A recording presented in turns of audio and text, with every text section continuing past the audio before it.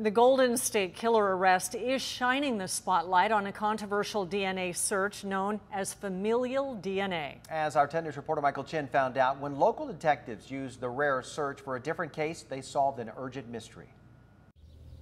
It was the stuff of parents' nightmares. Someone was sneaking into homes, sometimes slicing screens and molesting children while they slept. And the big break came with a DNA first. The summer of 2013, communities gripped by fear amid a string of unspeakable crimes. An unknown culprit dubbed the Creeper entering 5 homes in Escondido, 1 in San Marcos, cutting the clothes off little girls and molesting them. When the children would wake up and realize someone was touching their private areas, he would sneak out. The suspect left DNA at several scenes, but a search turned up no matches, and ultimately the case went cold. Until detectives applied to the State Department of Justice for a DNA familial search. In 2015, the mystery DNA profile was linked to somebody already in the system, a close relative of the suspect, Deputy District Attorney Ryan Saunders. They were able to determine through a familial DNA hit who our suspect most likely was. That suspect was this man, Gilbert Chavarria, who recently pleaded guilty to a host of charges. He was sentenced to 100 years to life in prison. Without familial DNA searches, we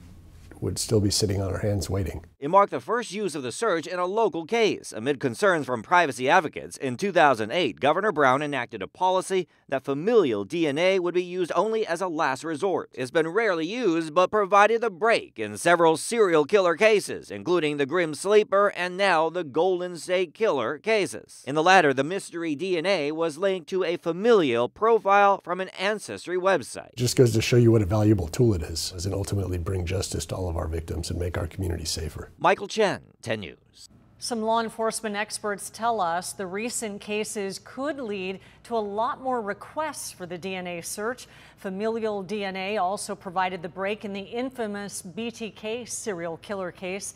That was back in Kansas.